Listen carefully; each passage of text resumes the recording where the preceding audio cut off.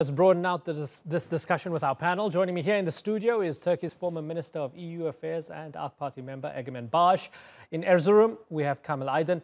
He's the Deputy Chair of the MHP, Turkey's Nationalist Movement Party. And in the southeastern city of Batman is former parliamentary candidate for Turkey's opposition Saadet Party, Mehmet Nurullah Isik.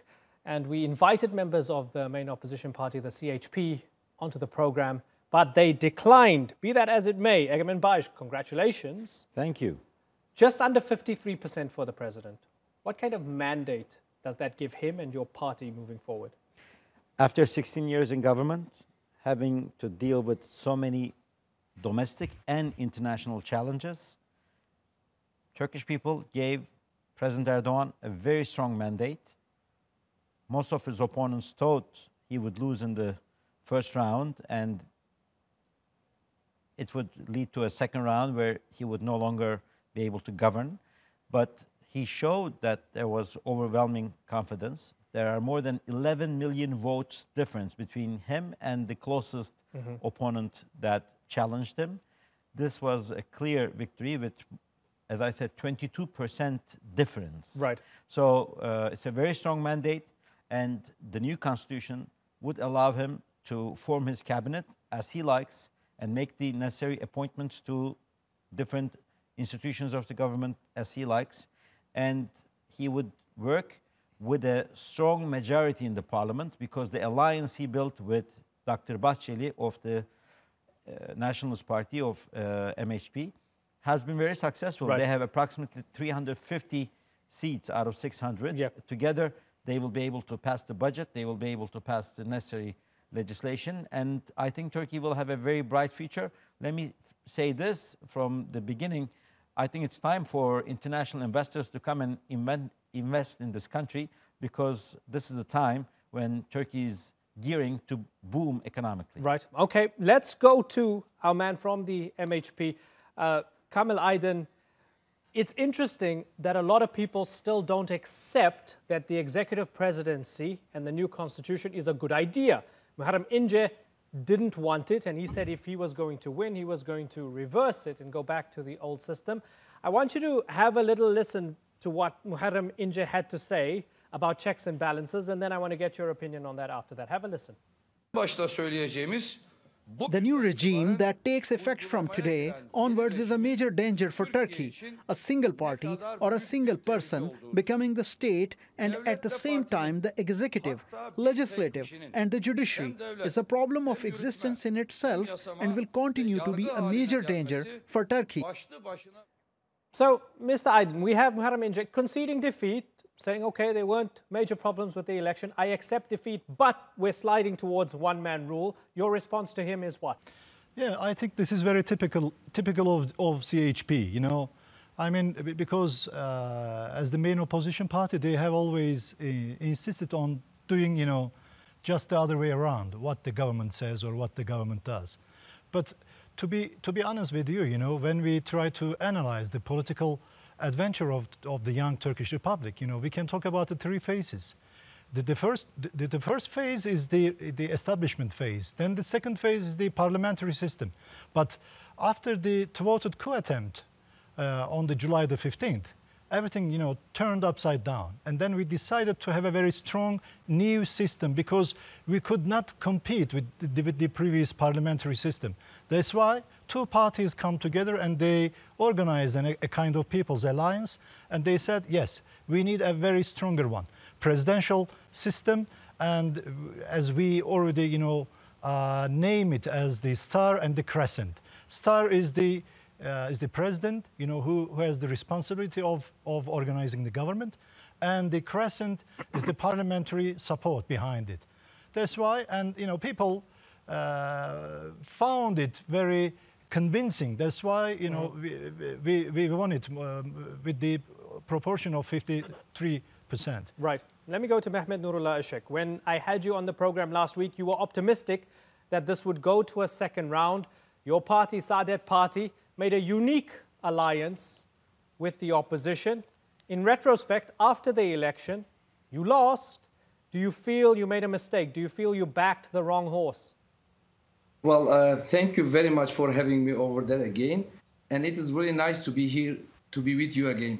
I would like to start to congratulate both parties for their big success, specifically Mr. Bagis on behalf of his party and President Erdogan for their big success.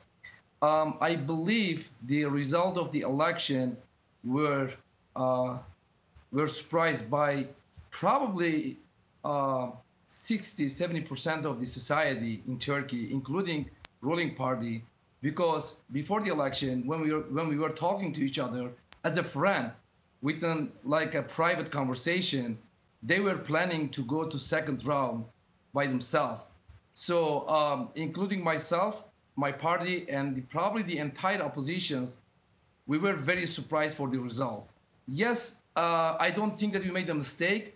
However, the election campaign that we ran, we could not convince our supporter regarding our partnership with the secular party, because they could not grasp the concept of the conservative and also secular party come together and make a coalition against the ruling party and MHP, their partnership, because of their conservative background. This is interesting. That's why I think certainly. the main... Yes. Yeah, certainly. And I appreciate your honesty and the candid way you express some of the reasons for the loss, which brings me to ask Kamil Aydin, are we seeing two types of nationalisms here? Given that the MHP grew as a party in deep Anatolia, and we saw the E party do well elsewhere, are you the conservative nationalists and are they the secular nationalists? Is that the way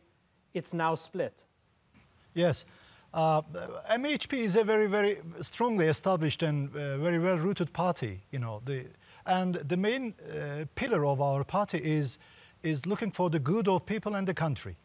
I don't think that, you know, the principles of MHP are floating, you know, in accordance with the events and social developments.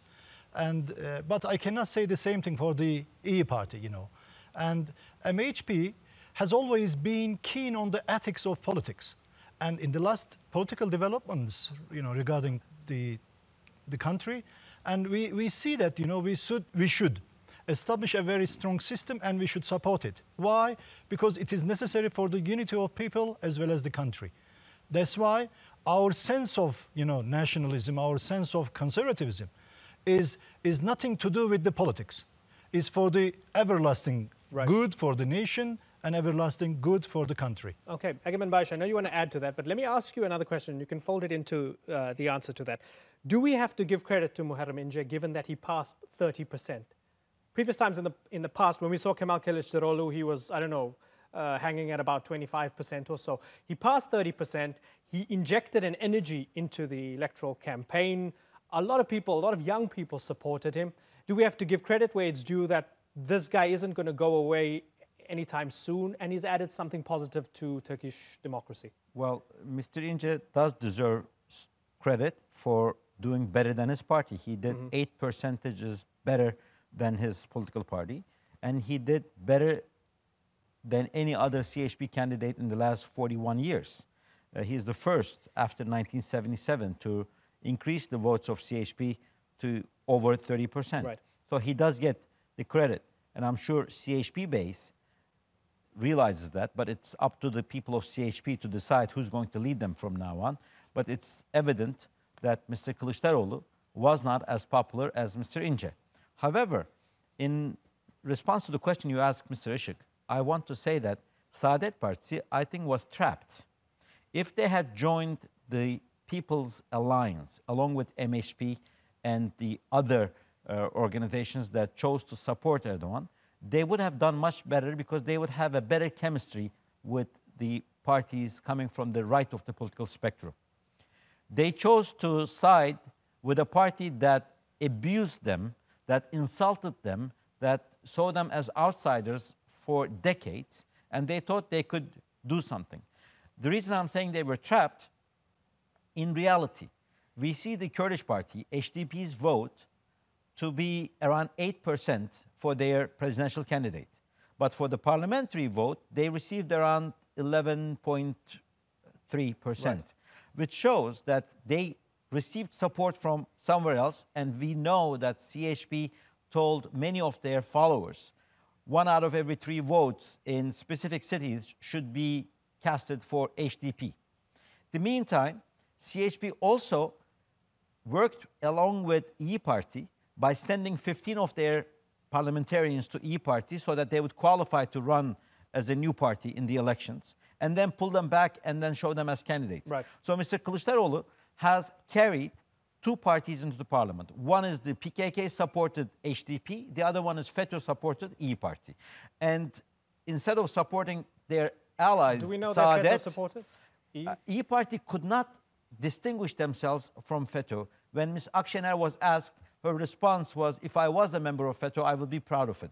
And that kind of a response did not really convince people that she is not with them. I'm not saying she is with them, but that... Because it's a big claim. That's a big shadow over E Party. And we know that members of FETÖ, Gülenists, have publicly endorsed candidates in small cities. I'm sure Mr. Aydin can also agree to that. And I'm sorry for interrupting you, and we're going to hear more from you a little bit later on. I just want to get 2 final responses from the other 2 gentlemen. So, Mehmet, Nurullah, Isik, is it time for Saadet to go back to its original alliances, to where it's more at home?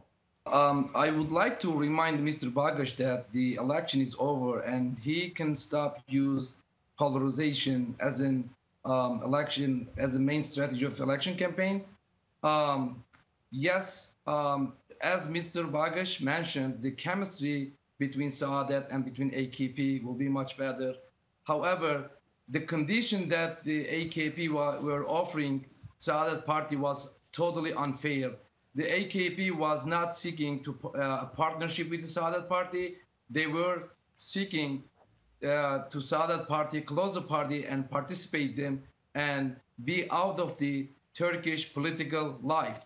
That was not fair, and that's why Saadet Party refused to be part of that coalition. Okay, and it's going to be interesting times for Saadet to see where they go. I want to get a final response from Kamil Aydin.